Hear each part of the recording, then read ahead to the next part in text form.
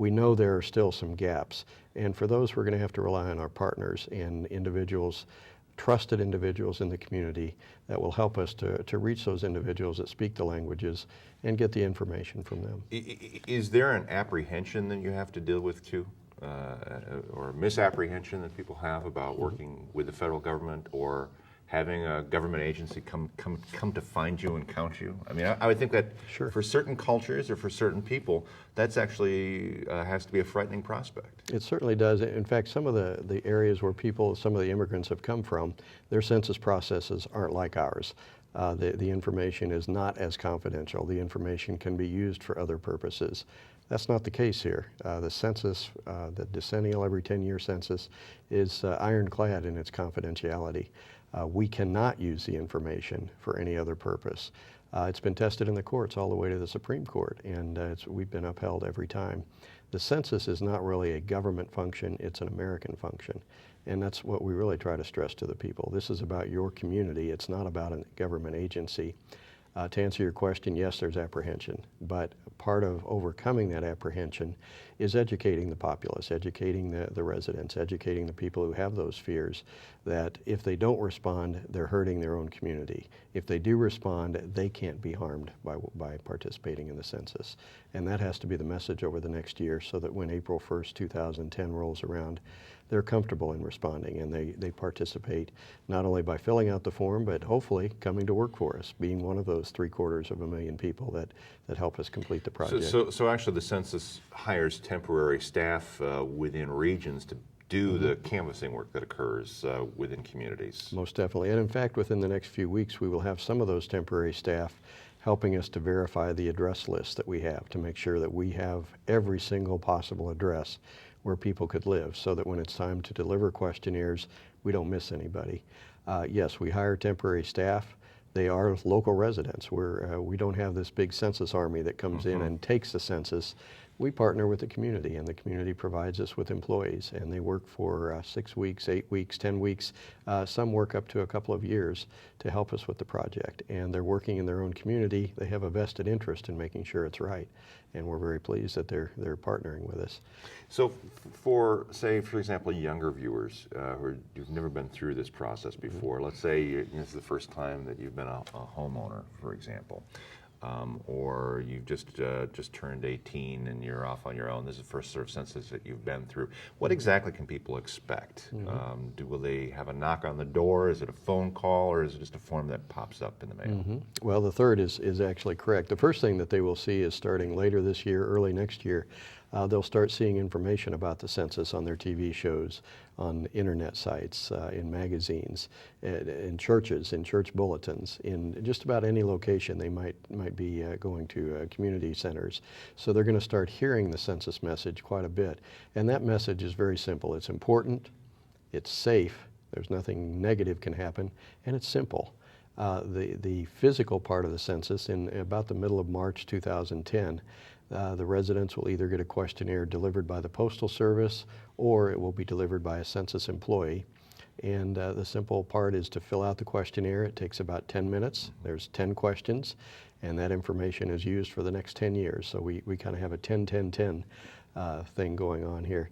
But that's what they can expect, and assuming they complete the form and mail it in, that's all they will hear from the Census Bureau. They've completed their part of the process.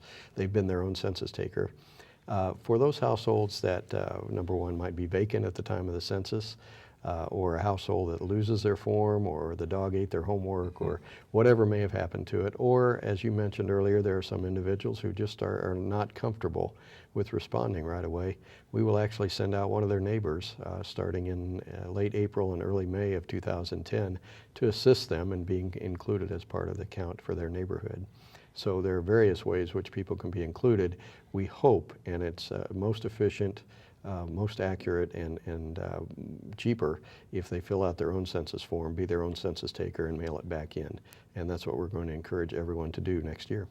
So do you have any type of, after each census, I suppose, you end up having an evaluation of exactly how complete it was, how well the entire process worked? You probably also have a series of congressional oversights as well because of the enormity of the enterprise. What were the lessons learned from 2000 that have been sort of informing the work here in 2010? I think in general, we felt that the 2000 census was the best, most accurate. When I say best, I'm talking about most accurate census in history. By that I mean we came closer to counting the exact population than we've ever done in the past. Was it perfect? No. And I can predict right now the 2010 census won't be perfect. Our goal is to make it even better than 2000. Some of the lessons learned were we are able overall to have a very accurate count, but that doesn't mean in every community, in every neighborhood, and every ancestral part of the country that we're collecting the information equally. And I think that's one of the things that we're working very closely on, and working with partners at the congressional level, at the local level, at the state level, to identify neighborhoods where we haven't had as much success, where we don't get as good a cooperation, and to really focus our information and education efforts in those neighborhoods.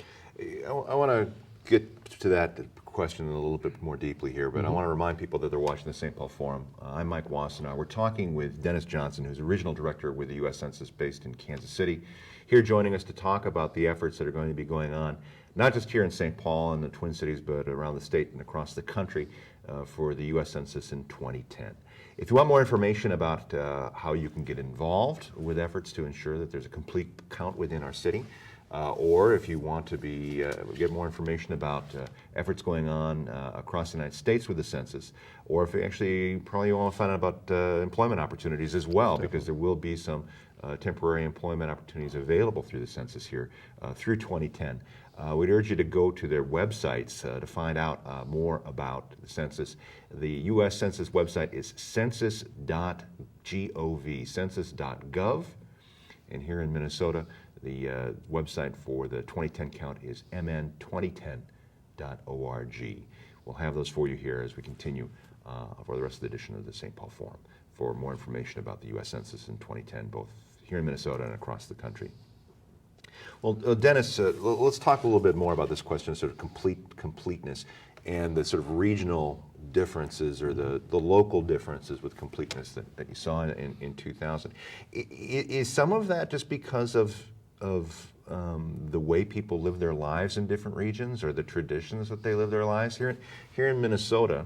You know, there's been a lot made of sort of the strong civic traditions that we have for participation. We have, you know, high voting rates, for example, higher than most of the nation. A number of other states have these sort of voting rates are in the 70s, maybe in some cases up to 80% voting rates. This sort of civic participation is sort of like what we live and breathe here in Minnesota. It's part of the air, part of the water. Is that part of the reason for these sort of regional differences that you're seeing in terms of traditions that people have?